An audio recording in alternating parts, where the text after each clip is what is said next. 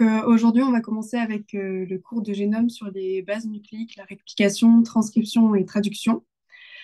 Dans ce cours, on va parler de la structure de l'ADN, de sa réponse, de la transcription, pardon, et donc de la traduction. Pour ce faire, on va dans un premier temps étudier la structure de l'ADN, les bases nucléiques et sucres, les nucléotides et nucléosides, la réplication, la transcription, la traduction et enfin, pour finir, la mutation de l'ADN. Alors, quelques petits rappels. Il existe deux types de cellules, les cellules eucaryotes et les cellules prokaryotes. Chez les cellules eucaryotes, l'ADN est contenu principalement dans le noyau. On appelle ça l'ADN nucléaire, mais on en retrouve aussi dans les mitochondries et ce qu'on appelle l'ADN mitochondrial. Il ne sort pas du noyau. L'ARN, attention à ne pas confondre, est quant à lui retrouvé à la fois dans le noyau et dans le cytoplasme. Chez les cellules prokaryotes, on ne retrouve pas de noyau, mais elles possèdent quand même de l'ADN dans le cytoplasme ainsi que de l'ARN. L'ADN, donc, c'est l'acide désoxyribonucléique qui est retrouvé dans une grande majorité des organes vivants. Et attention à l'ARN, l'acide ribonucléique. On dit que l'ADN est le support de l'information génétique et de l'hérédité, car c'est la molécule qui a la capacité de se répliquer et d'être transmise aux descendants. C'est la base du processus biologique, de processus biologiques très importants comme la réplication, la transcription, la traduction que nous allons évoquer par la suite.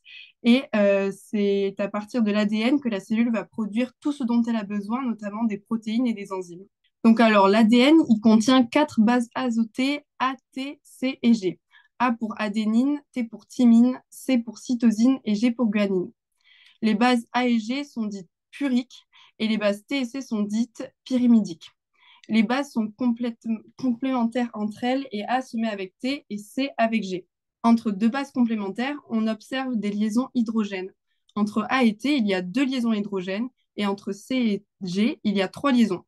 Donc, la liaison entre le C et le G est plus forte qu'entre A et T. Donc, pour les séparer, il faudra une énergie beaucoup plus forte que pour A et T. Chaque base est reliée à un sucre, un désoxyribose, dans l'ADN et le ribose dans l'ARN. On dit que l'ADN est un polymère de nucléosides. En effet, l'ADN est un enchaînement de nucléosides reliés par des liaisons 3', 5'. Mais attention, l'ADN, il est orienté dans le sens 5', 3'. C'est une nuance qui est très importante, faites attention à ça. Donc tout ça, ça signifie que la liaison, elle se fait par attaque de carbone 3' d'un sucre vers un carbone 5' d'un phosphate. Mais au final, la séquence de l'ADN, elle ne se lie qu'en 5', 3'. Enfin, pour finir, les nucléosides et les nucléotides. Un nucléoside, c'est le complexe formé par une base nucléique et un sucre. La liaison s'appelle une liaison N-oside. Pour former un nucléoside, donc d'abord, pour les bases pyrimidiques, on ajoute un idine à la fin de la base thymidine, par exemple thymidine ou cytidine. Pour les bases puriques, on ajoute un osine à la fin de la base comme guanosine ou adénosine. Un nucléotide, c'est l'association d'un nucléoside, donc une base plus un sucre, avec un, deux ou trois phosphates. Ce sont des esters-phosphates de nucléosides. Le premier phosphate, il est lié au sucre en 5' par une liaison ester, puis entre les groupements phosphates, il y a un établissement de liaisons anhydres d'acides qui sont très riches en énergie. Alors, du coup, je continue la suite. Je viens de voir dans les messages qu'il y a des gens qui veulent qu'on aille plus doucement, donc j'irai plus doucement, vous inquiétez pas. Ah oui, Donc, désolé. euh, retenez ce que vous n'avez pas compris, on y reviendra à la fin, il n'y a pas de souci. La réplication correspond au fait de doubler la quantité d'ADN. Donc, elle précède chaque division cellulaire. Elle permet la transmission de l'information génétique d'une cellule mère à ses deux cellules filles. Donc là, nous allons voir plus en détail les différentes étapes du cycle cellulaire. On commence par la phase G0, qui est une phase particulière parce que c'est lorsque la cellule est quiescente, elle ne se divise pas et elle ne se réplique pas du coup. Ensuite, on a la phase G1. La cellule se prépare à se diviser, du coup, elle synthétise tous les enzymes dont elle a besoin nécessaires à la réplication, qui arrive du coup en phase S. Et c'est le moment où la cellule se synthétise, c'est la réplication, où elle va alors doubler son patrimoine génétique. En phase G2, la cellule regarde et répare son ADN à la recherche d'éventuelles erreurs qu'elle va pouvoir réparer pour ensuite passer à la phase de mitose, où là, la cellule se divise. Donc, la réplication est complémentaire, donc elle a plusieurs fonctions, plusieurs caractéristiques, cette réplication. On dit qu'elle est complémentaire, antiparallèle, semi-conservative et bidirectionnelle, très important. Elle est plus longue pour les cellules eucaryotes que pour les prokaryotes. On va retenir à peu près une petite fourchette, on dit qu'à peu près c'est 8 heures pour la réplication. Donc, cette réplication, elle a lieu avant chaque cycle cellulaire, mais il n'y a qu'une seule réplication par cycle. Ensuite, la réplication se déroule en 8 étapes. J'attends que là, voilà. Donc, elle se déroule en 8 grandes étapes. Tout d'abord, on va commencer par l'initiation donc l'initiation, et ensuite la double hélice est ouverte en un point précis du génome. Puis ensuite, l'ADN est déroulé pour éviter qu'elle ne se casse et ouverte par de grosses protéines. La cellule, elle ne peut pas fabriquer d'ADN à partir de rien. Donc, elle a besoin d'un support. Donc, qu'est-ce que c'est ces supports-là? Ça va être de l'ARN. Elle commence par fabriquer des petites amorces d'ARN, des petites amorces d'ADN. Ensuite vient l'étape de fabrication de l'ADN à proprement parler dans le sens qui suit les protéines d'ouverture de l'ADN. Cette fabrication se fait d'un coup. Et dans l'autre sens, on va voir que ça va être fragmenté à cause de la présence des fragments d'Okazaki. Donc, ça va être fractionné. Ensuite, à la fin, ces fragments d'Okazaki, ils sont enlevés, ils sont éliminés. Et les brèches où il y avait les fragments d'Okazaki, c'est comblé. Et les morceaux rattachés entre eux pour faire une double brain d'ADN parfait. Donc maintenant, je vais vous parler plus lentement de la transcription. Donc la transcription, ça correspond au passage génétique de l'ADN vers l'ARN. On parle de transcription à chaque fois qu'on va synthétiser de l'ARN complémentaire et antiparallèle à l'ADN qui sera donc fonctionnel. L'expression de l'information génétique contenue dans l'ADN commence par la transcription. Ici, encore, les grandes étapes de la transcription sont similaires entre les eucaryotes et les prokaryotes. Cependant, les enzymes et les protéines utilisées sont différentes. On va avoir différents types d'ARN qui peuvent être formés. Il va y avoir l'ARN M, messager, qui permettra de former des protéines. Ensuite, il y aura l'ARN T, qui participera à la traduction en amenant des acides aminés. L'ARN R, qui permettra de former des protéines, des ribosomes, qui sont des usines à produire les protéines. Et enfin, l'ARN I, dont ce sont des ARN de régulation. Et après la transcription, l'ARN obtenu n'est pas mature, mais il est surtout trop fragile pour pouvoir être envoyé directement à l'extérieur du noyau. Il va donc subir plusieurs modifications. D'abord, il va recevoir ce qu'on appelle une coiffe. Ensuite, il va y être ajouté une queue poly-A, ça s'appelle la polyadénylisation. Puis, ça va protéger son extrémité. Et la dernière étape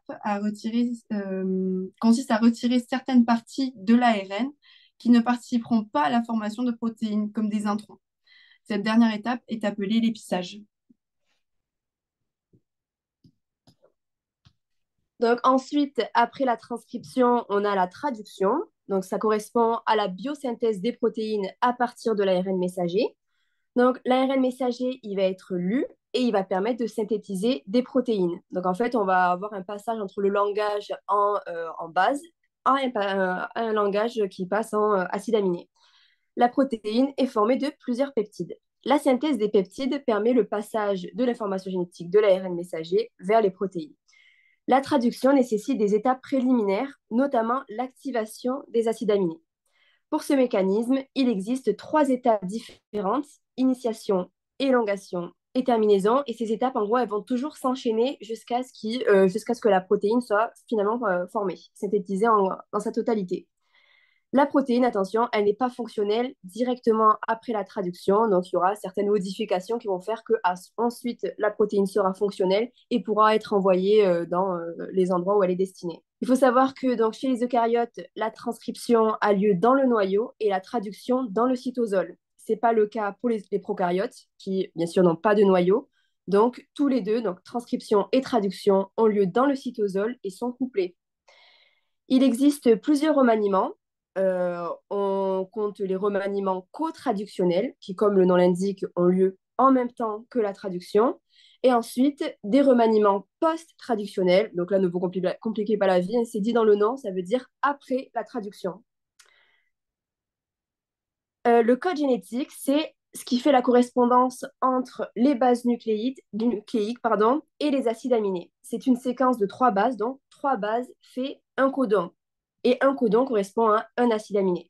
Donc ça, il faut faire attention, c'est pas une base qui correspond à un acide aminé, c'est bien un regroupement de trois bases qui va faire un codon et qui seront ensuite traduits en un acide aminé.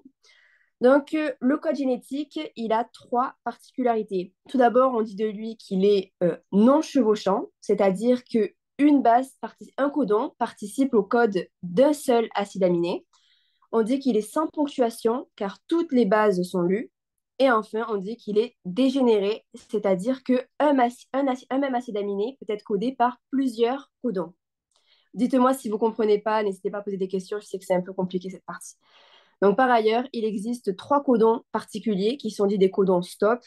Et c'est-à-dire que quand le ribosome va passer sur ces codons, il va y avoir arrêt de la traduction et libération de la protéine. Est-ce qu'on a le temps? Oui, on a le temps, on peut continuer. Donc, ensuite, les mutations de l'ADN. Une mutation, c'est quoi? C'est un changement de la séquence des bases. Elle peut avoir quatre types de conséquences au niveau protéique. Donc, on compte les mutations silencieuses. Donc, il n'y a pas trop de changements, pas de changement dans la séquence d'acides aminés. On a des mutations codon stop, c'est-à-dire qu'on va avoir la perte d'un codon stop, ce qui fait que le ribosome va continuer de lire les codons et ça va allonger la protéine sans que la synthèse soit arrêtée. Ensuite, on a des mutations non-sens. Donc là, ça va être l'effet contraire. On va avoir le remplacement d'un acide aminé par un codon stop, ce qui fait que du coup, à la traduction, on va avoir une protéine qui va s'arrêter, qui va être arrêtée d'être synthétisée trop tôt, et donc elle sera trop courte.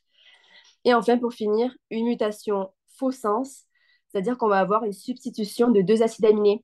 Donc, en gros, on va avoir un décalage de base, ce qui fait qu'au lieu de coder pour un acide aminé, le codon va coder pour un autre. Et donc, ça va changer un peu le sens de la traduction. Voilà. Du coup, avant de commencer les QCM, est-ce que vous auriez des questions sur certaines parties du cours ou peut-être si vous voulez reprendre le début comme je suis allée un peu vite? Dites-moi. Ouais, le début. Impeccable. J'avais pas le micro activé, mais merci de ton Ah. cours. Alors, on va reprendre un peu. Si vous voulez reprendre à quelle diapo? Peut-être celle des rappels. Donc, c'est la diapo 3. Voilà. Donc, alors, les cellules eucaryotes, donc l'ADN, il est contenu dans le noyau et on le retrouve aussi dans les mitochondries. Alors, là, je vois quelques questions. C'est quoi 3', 5'? 3', 5', ça va être le sens dans lequel tu vas lire ton brin d'ADN. Donc, tu vas avoir une extrémité de ton brin d'ADN qui va s'appeler l'extrémité 3', et après, tu vas avoir une extrémité 5'. Et c'est le sens dans lequel tu vas lire ton ADN. Mais la séquence d'ADN, par contre, bon, elle va se lire en 5', 3'.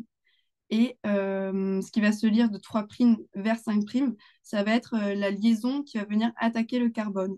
Donc, la liaison qui va venir attaquer le carbone à partir de l'extrémité 3' de ton ADN. Et elle va aller vers le carbone en 5'. Mais attention, l'ADN, il se lit toujours, toujours, toujours de 5' en 3'.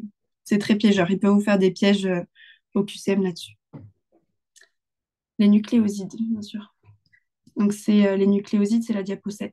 Un nucléoside, c'est un complexe qui va être formé par une base nucléique et un sucre.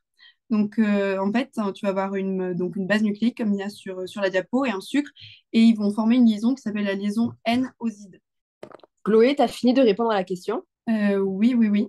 Ok, nickel. Je pensais que ça avait coupé. Ah non, non. Du coup, je viens de voir une question dans le chat par rapport au fragment d'Okazaki.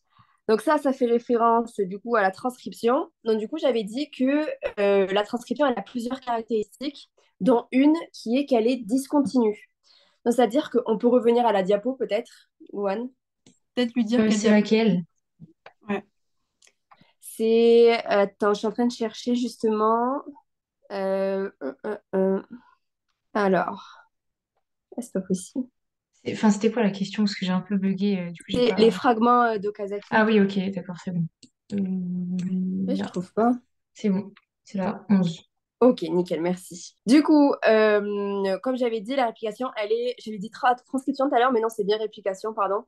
Donc, elle a plusieurs caractéristiques, dont le fait qu'elle est discontinue. Pourquoi? Donc, on voit que dans un côté, il va y avoir une synthèse d'amorces, les fragments d'Okazaki, qui sont des petits fragments d'ADN qui vont être posés sur le long du brin. Et en gros, ça va permettre à l'ADN polymérase, je ne sais pas si vous l'avez appris ça encore, mais c'est une enzyme qui va venir du coup synthétiser l'ADN à partir du brin mère qui va être écarté. Et donc en fait, ça va être des petites amorces qui vont aider à la synthèse du brin. Dis-moi si tu as compris dans le chat.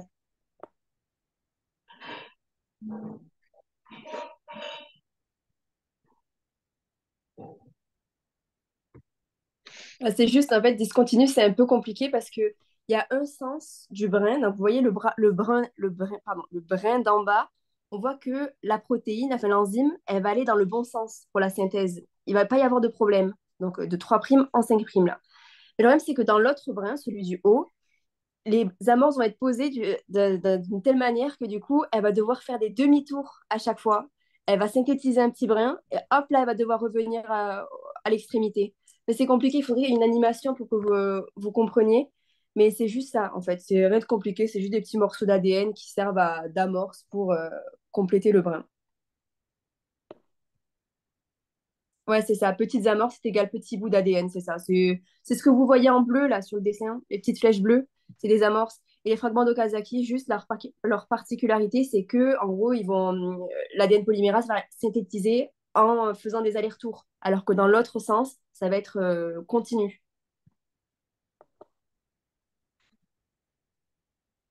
Les fragments d'Okazaki sont des amorces particulières. En fait, regarde, sur le schéma, là, il y a deux brins. Il y a le brin, les deux traits noirs.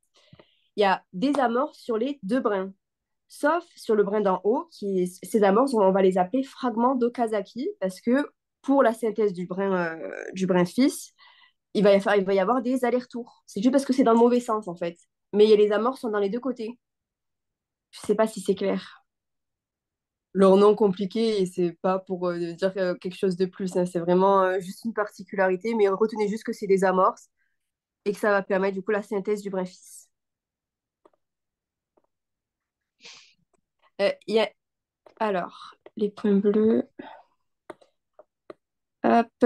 Alors, les points Juste, bleus. oui, Ouais. vas-y, Inès, je voulais juste dire, il n'y a pas d'aller-retour, ce sont deux brins d'ADN du coup qui sont lus en 5' 3', là, comme je l'ai expliqué, et c'est anti-parallèle. Donc, ça veut dire qu'il y en a un qui va aller de 5' en 3' vers la droite, par exemple, et l'autre qui va aller de 5' en 3' vers la gauche. C'est pas une boucle, c'est deux brins d'ADN bien séparés qui sont bidirectionnels. Alors, les points bleus correspondent à deux ADN polymérases. Alors non, les points bleus, ça va être, je crois que c'est des topoisomérases. C'est ce qui va permettre au brin de rester ouvert. Parce que s'il n'y a pas ces protéines, le brin va se refermer, du coup, la réplication ne pourra pas avoir lieu. C'est des protéines qui vont permettre de garder les brins ouverts et pas que ça se referme. T'es d'accord, Chloé? Oui, oui, oui, oui, c'est bon, je suis d'accord. Alors, la question, vous avez dit qu'une grande majorité des organes vivants contenaient de l'ADN. Est-ce que certains organes n'ont pas d'ADN? Alors, très bonne question, Chloé, tu sais. J'ai vu la question passer, j'ai cherché, mais j'ai pas trouvé d'organes qui n'ont pas Après, d'ADN. Ça me paraît franchement, assez étonnant. C'est vraiment, je pense, ils te poseront pas de questions comme ça. Ah Faut oui, pas oui, chercher trop dans le détail, vraiment, ne t'hésite ouais, pas. voilà. Vraiment, au concours en général, ils posent des questions de ce qu'il y a sur les diapos des profs. Ils n'ont pas le droit de vous poser des questions sur ce qui n'apparaît pas dans les diapos. Donc, si Voilà, vous... vraiment, c'est pas vous, en fonction de vos connaissances, qui répondez. C'est vraiment des trucs qui ont déjà été dits en cours et qui sont remis dans les QCM. Voilà, exactement. Est-ce qu'il y aurait d'autres questions? Sinon, on peut passer au QCM. Ah, je vois d'autres questions. Alors, l'hélicase, c'est ce qui va couper les deux brins d'ADN pour les ouvrir. Et ensuite, on va avoir des topoisomérases qui, elles, sont des protéines qui vont garder les brins ouverts. Ça, c'est différent. En gros, quand tu vois à la fin, en suffixe, quand tu vois ase, ça veut dire que c'est une enzyme qui coupe. Ça marche dans toutes les enzymes que tu rencontreras dans tes cours, etc.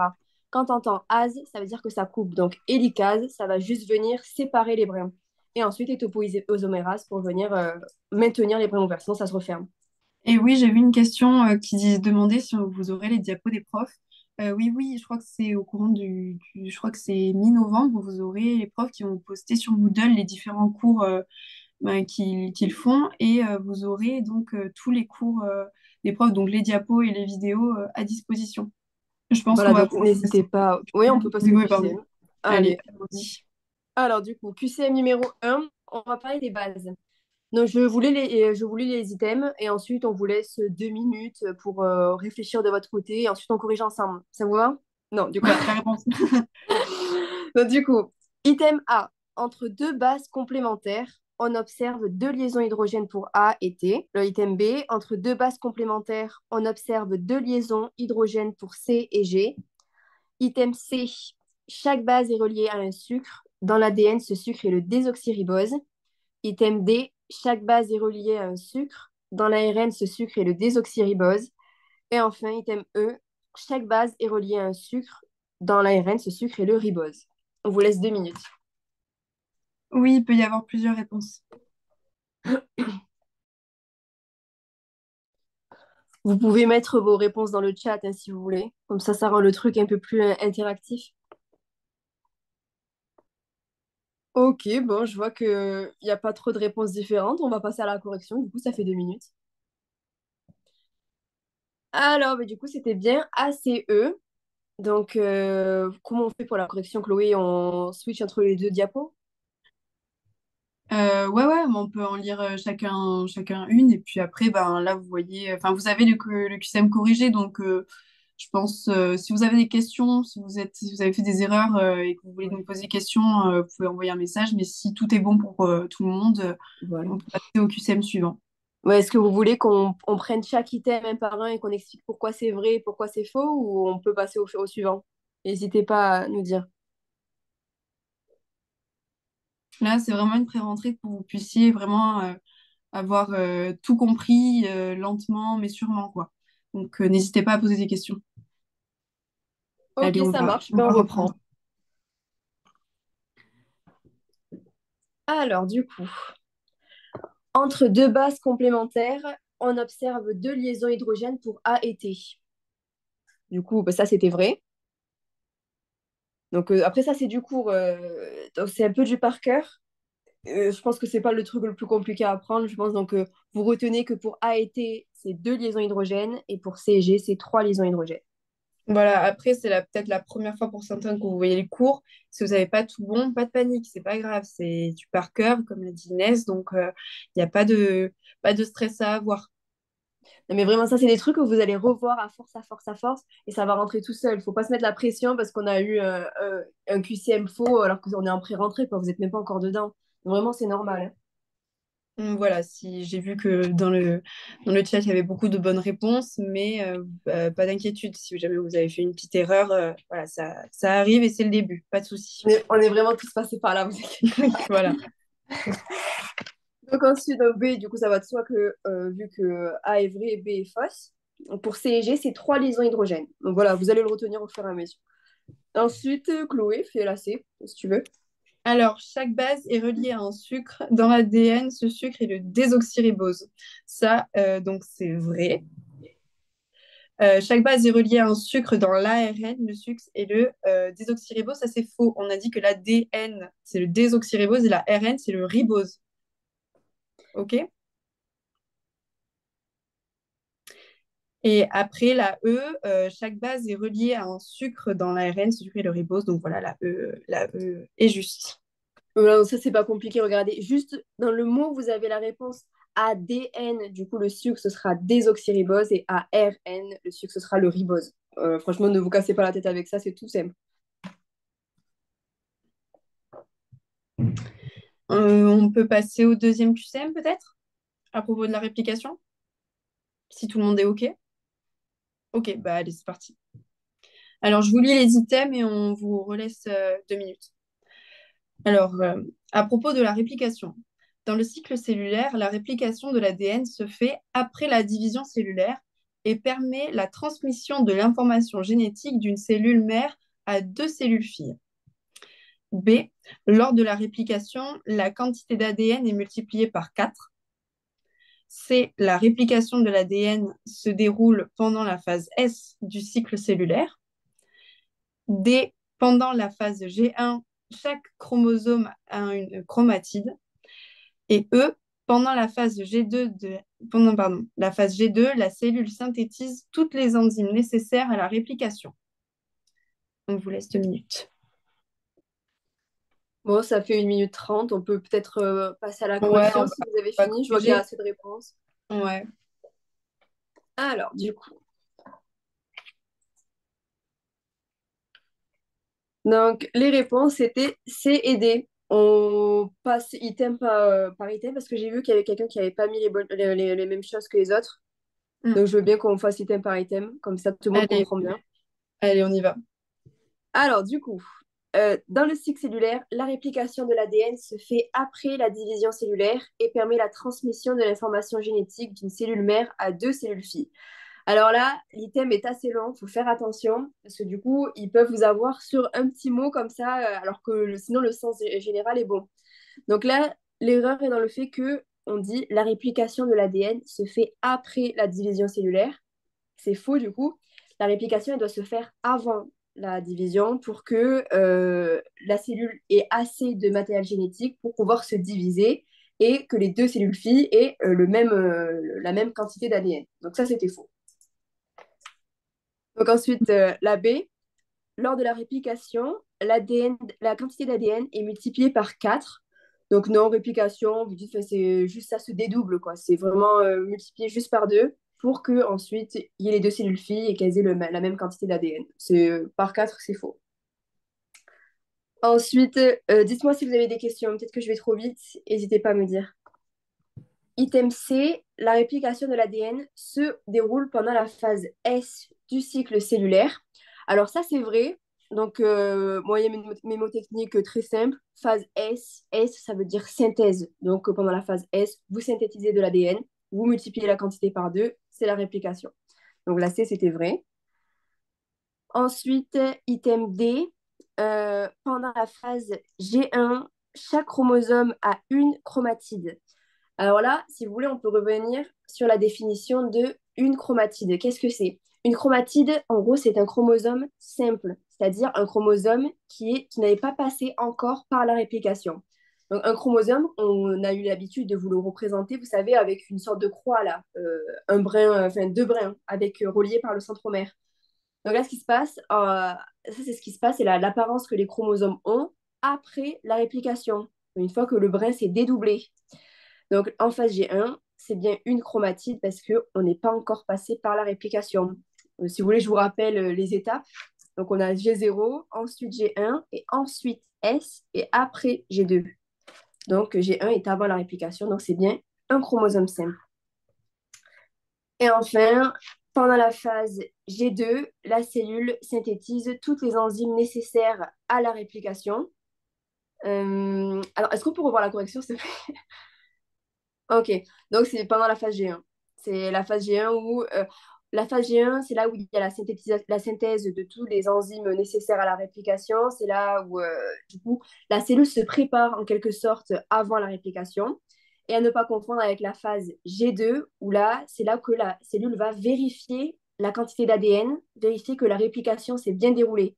Donc attention à ces 2 phases qu'on peut confondre, mais juste vraiment garder en tête juste que ce soit logique. Ça sert à rien d'apprendre par cœur et de surcharger votre cerveau. Juste comprenez que G1, ça se passe avant la réplication, avant la phase S. Donc, c'est le moment où on synthétise les enzymes de la réplication. Et G2, c'est après la réplication. Donc, on va vérifier l'ADN, vérifier que là, la réplication s'est bien déroulée, qu'il n'y a pas d'erreur. Voilà. Alors, est-ce qu'il y a des questions? On peut passer au QCM3. Alors, l'ordre des phases, c'est, on a tout d'abord G0, la phase quiescente. Ensuite, on a G1. Ensuite, synthèse, la réplication, la phase S. Et enfin, G2. Et ensuite, mitose. Et après, ça recommence chaque fois. Si tu veux, je te les écris dans le chat pour que ce soit plus simple. Ok, nickel. Alors, question, les cellules cancéreuses posent problème à la phase G1, c'est bien cela? Alors, bonne question. Donc, on sait que les cellules cancéreuses, ce sont des cellules qui se multiplient beaucoup trop, de façon anarchique. Donc, Chloé, est-ce que tu as une idée avant que je donne peut-être ce que je pense? Vas-y, je te laisse parler, puisque peut-être que mon idée n'est pas la meilleure, mais vas-y, vas-y. Alors, attendez, je n'ai pas envie de dire de bêtises. Ouais, c'est ça, Laissez-moi. on a très peur de dire des bêtises. Ouais. Alors, attendez, je vais faire les recherches. Mais il me semble que oui, c'est un G1, ouais. Ben, j'aurais dit plutôt phase G2, parce que du Ah, coup, ça fait qu'une cellule cancéreuse, en gros, je ne sais pas si vous l'avez vu encore, mais une cellule cancéreuse, pourquoi elle se divise de façon anarchique? C'est parce que elle échappe au système de contrôle de l'ADN. C'est-à-dire que, en gros, dans la cellule, vous avez des systèmes de régulation qui vont venir dire à la cellule, tu te répliques maintenant, tu te divises maintenant, enfin, et à ce moment-là, tu ne te divises pas. Donc, c'est ces systèmes de réparation qui vont dire à une cellule qui a un problème, c'est-à-dire une mutation ou un truc anormal, d'arrêter de se diviser pour éviter de transmettre la mutation aux cellules filles. Et on avait vu tout à l'heure, je ne sais pas si vous vous souvenez, que c'est en phase G2 qu'il y a ces formes de contrôle de l'ADN. Vous voyez? Donc, je pense que ce serait en phase G2. Donc, à ce moment-là, il y a les systèmes de contrôle qui ne sont pas opérationnels et du coup qui laissent la cellule se diviser, même si l'environnement dit qu'il ne faudrait pas qu'elle se divise. Mais en soi, il y a des contrôles un peu dans tout le cycle cellulaire, mais plus en phase G2, après réplication. oui, voilà, en G1, c'est ce que j'avais vu aussi, c'était ouais, le point de restriction R. Et donc, il y a dans certaines mutations, ben, elles vont passer justement ce point de restriction et c'est en G1 que l'anomalie se fait. Mais je pense que ça va dépendre des différents cancers. Retenez juste qu'un cancer, c'est une anomalie des systèmes de régulation du contrôle cellulaire, du contrôle du cycle cellulaire. Donc, dans tous les cas, une cellule cancéreuse, c'est une cellule qui va échapper à ce système de contrôle et qui va se diviser de façon anarchique. Vous avez d'autres questions ou on peut passer au QCM suivant? Bon, allez, on Bon, passe au QCM3. allez. Alors, concernant la réplication de l'ADN, A, elle se déroule en 6 étapes. B, la synthèse des amorces d'ADN se produit avant l'élongation. C, la synthèse des fragments d'Okazaki se fait de façon discontinue. D, les amorces d'ADN sont synthétisées dans le sens 5', 3'. Et E, l'élimination des amorces est l'étape finale de la réplication. Encore une fois, n'hésitez pas à mettre vos réponses dans le chat. Chloé, je corrige ou tu corriges? Hop, oui, désolé, tu peux le faire ou comme tu veux, là. Bon, c'est comme tu veux. Bon, vas-y, j'y vais, c'est comme tu veux. Allez, vas-y.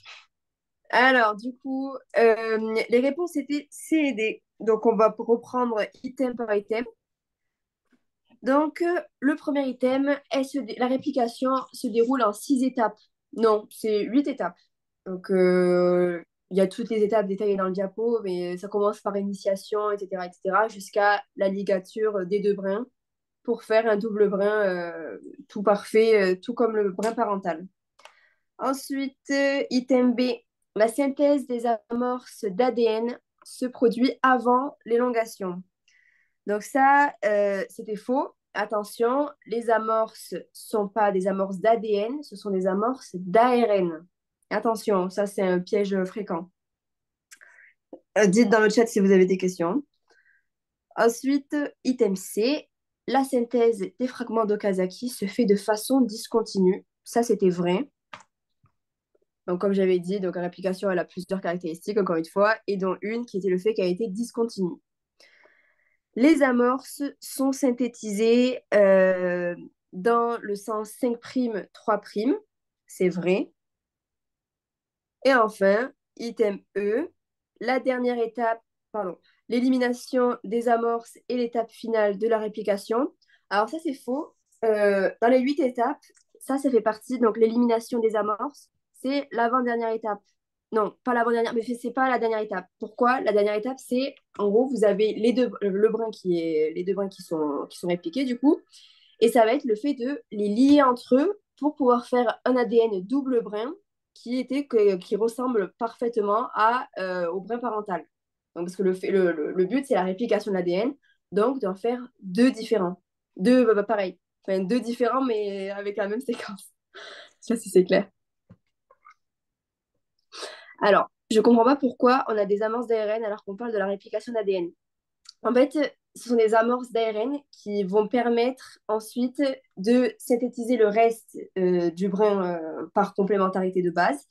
Et après, ces amorces d'ARN, elles vont être retirées, donc elles ne vont pas rester sur le brin. Elles vont être retirées et ensuite, les trous qu'ont laissé, du coup, le fait d'avoir enlevé les amorces, vont être complétés par l'ADN polymérase. Et ensuite, du coup, il va y avoir une ADN ligase qui va venir relier les deux brins. Et le brin fils sera prêt à partir. Je comprends pas. Alors, on peut reprendre les 8 étapes rapidement. Oui, je vais te les reprendre. Donc, je ne sais pas si c'était sur la diapo. Alors, Alors, attends, mais... c'était sur... moi, je les ai là. C'était sur la diapo... Ah, mais c'est bon, elle y est. Ouais, ça, c'est ça. Vas-y, Inès. Ça ne m'arrange pas, là. Donc, du coup, on va commencer. Donc, la réplication, comme on l'a dit, elle se déroule en 8 étapes. Retenez bien le chiffre 8 parce que ouais, c'est un truc que j'ai vu pas mal tomber dans les annales. Donc, on commence par l'initiation. Ensuite, on va venir dérouler l'ADN. En fait, il faut le comprendre comme une suite logique. C'est étape par étape. Ne vous cassez pas la tête à apprendre par cœur. Mais juste comprenez le principe et ça va tellement vous soulager. Donc, on commence par l'initiation. Ensuite, on va venir dérouler l'ADN parce que vous comprenez bien que si l'ADN il est trop compact, on ne va pas pouvoir venir faire la réplication, amener des enzymes, etc. Initiation, en gros, ça va être des signes qui vont faire que toutes les protéines, les enzymes, etc., elles vont venir se fixer pour déclencher la réplication. Je ne sais pas si tu comprends ce que je veux dire. En gros, c'est ce qui va initier la réplication. Donc, tout ce qui est engagement de toutes les protéines, enzymes et tout qui sont nécessaires à la réplication. Donc, parce que sinon, les enzymes, elles sont libres. Vous voyez, elles ne sont pas toujours sur l'ADN. Il va falloir les faire venir. Donc ensuite, on part pour le déroulement de l'ADN, je viens de l'expliquer. Ensuite, on va ouvrir l'ADN. L'ouverture, comme on l'avait dit tout à l'heure, c'est avec des enzymes qui se finissent en ase, c'est les licases. Donc on va venir couper le brin d'ADN en deux pour ensuite que l'ADN polymérase puisse se glisser dans chacun des brins et synthétiser donc du coup les deux brins. Ensuite, on va venir maintenir l'ADN ouvert avec les topoisomérases, parce que sinon ça se referme. Et on ne pourra plus faire glisser les enzymes à l'intérieur pour pouvoir assurer la réplication. Et ensuite, c'est malin parce qu'on n'a pas les quatre autres étapes là. Ah si, nickel, merci. Donc ensuite, on va synthétiser les amorces d'ARN sur les deux brins. Donc, c'est des petites flèches bleues que vous voyez et qui vont servir du coup comme de support, en gros, pour que l'ADN polymérase puisse continuer à synthétiser le brin complémentaire. Je sais que ce principe d'amorce, il est un peu compliqué, mais c'est juste des trucs qui vont servir de support. Donc ensuite, l'enzyme, elle va venir, elle va élonger l'ADN, c'est-à-dire qu'elle va rajouter des bases pour allonger le brin d'ADN qu'on veut construire. Donc ensuite, ces amorces, c'est des amorces d'ARN. Donc vous comprenez bien qu'on ne peut pas les laisser on peut pas les laisser dans le brin fils. Il va falloir les enlever pour ensuite les remplacer par de l'ADN. Voilà. Et ensuite, complément des brèches, parce que oui, quand on enlève les amorces d'ARN, forcément, ça va laisser des trous dans l'ADN, donc dans le brin. Donc, on va venir les combler avec de l'ADN cette fois. Mais retenez bien que ce sont des amorces d'ARN, c'est différent. Et enfin, donc là, imaginez-vous, vous êtes en fin de réplication. Vous avez donc deux brins qui sortent de chacun des côtés, un en haut, un en bas. Mais pour faire un brin fils digne de ce nom, il va falloir relier les deux brins, les coller en fait, pour que ça fasse un double brin. Est-ce que vous voyez ce que je veux dire? Parce que sinon, ça reste des brins tout seuls, tout nus, là, sans partenaire. Il faut les relier. Et c'est là que c'est ce qu'on appelle ligature des césures. Oui, ligature des césures. Enfin, on va juste lier les deux brins, quoi. Je pense que ça répond à la question de quelqu'un qui m'avait posé la question. Alors, les amorces d'ARN, c'est des fragments d'Okazaki. Alors, non, les fragments d'Okazaki sont des amorces d'ARN, oui. Mais, comme j'avais dit tout à l'heure, tu vois que tu as un brin en haut, un brin en bas. Donc, je vois la même chose que moi sur le schéma.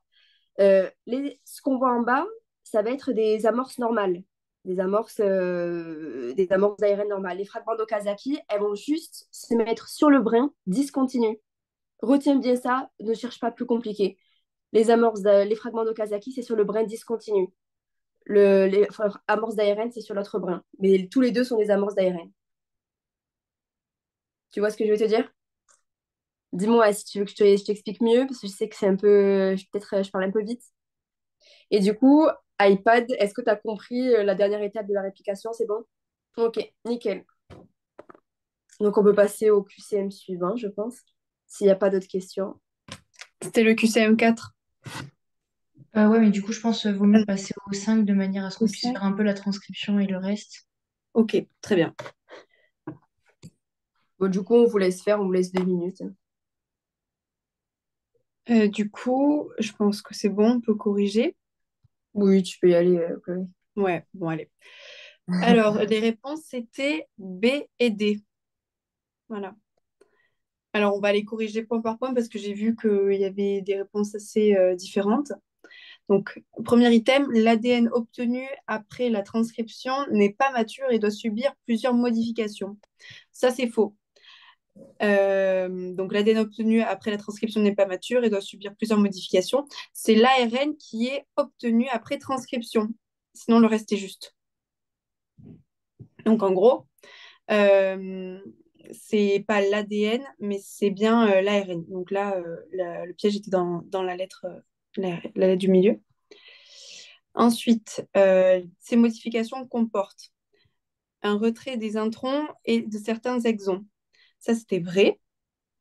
Un retrait de la coiffe. Ça, c'est faux. C'est un ajout de la coiffe. Une polyadénylation. Ça, c'était vrai. Et pour finir, un ajout d'un groupement de fin. Pas du tout.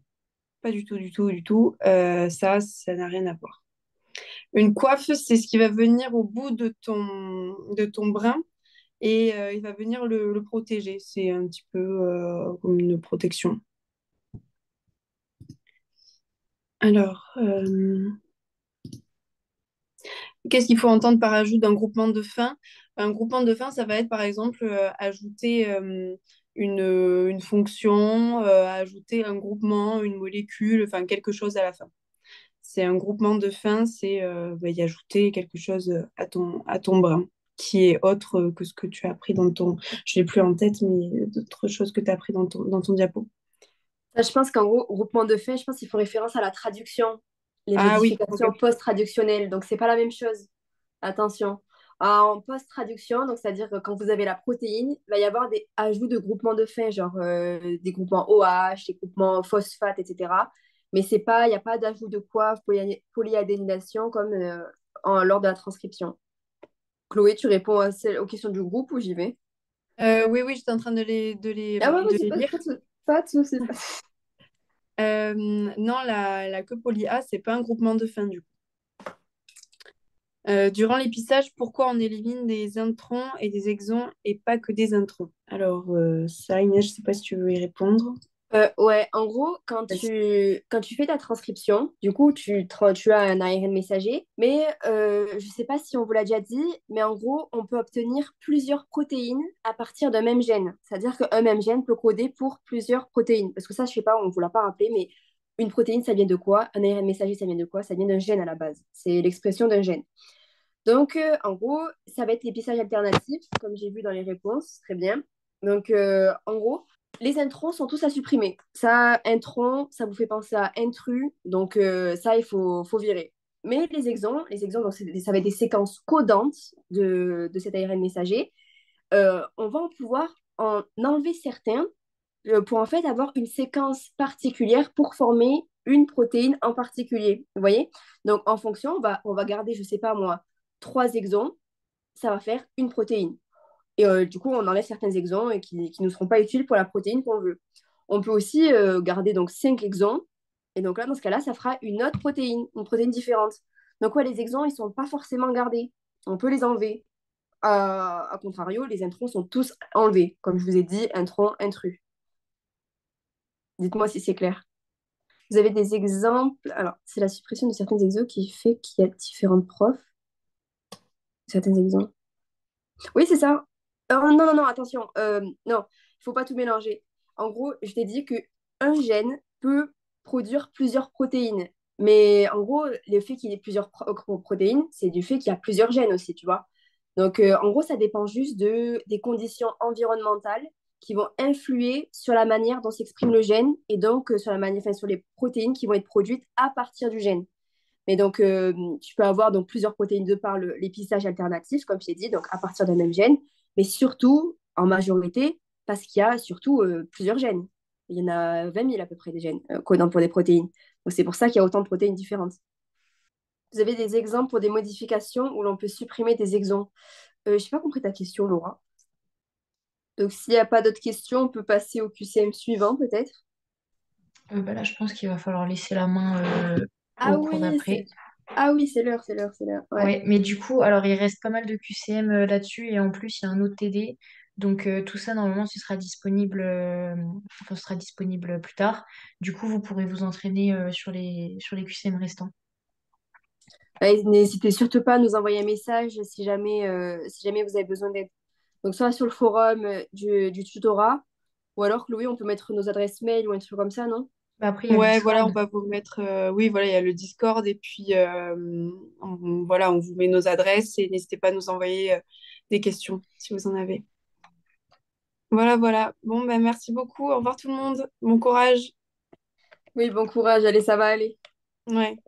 Du coup, juste avant que le second cours commence, je voulais juste vous dire que n'hésitez pas à aller sur le Discord et même sur le tutorat ou encore Insta. On a mis en ligne un petit G-form enfin, pour avoir un petit sondage. En fait, on a envie de mettre en place la vente des polis et des cols en présentiel, ce qui n'était pas fait l'année dernière. Donc, n'hésitez pas à y répondre. Au moins, on sait un peu ce qu'on va faire pour cette année. Voilà, voilà. Du coup, je vous laisse pour le cours avec Yasmine.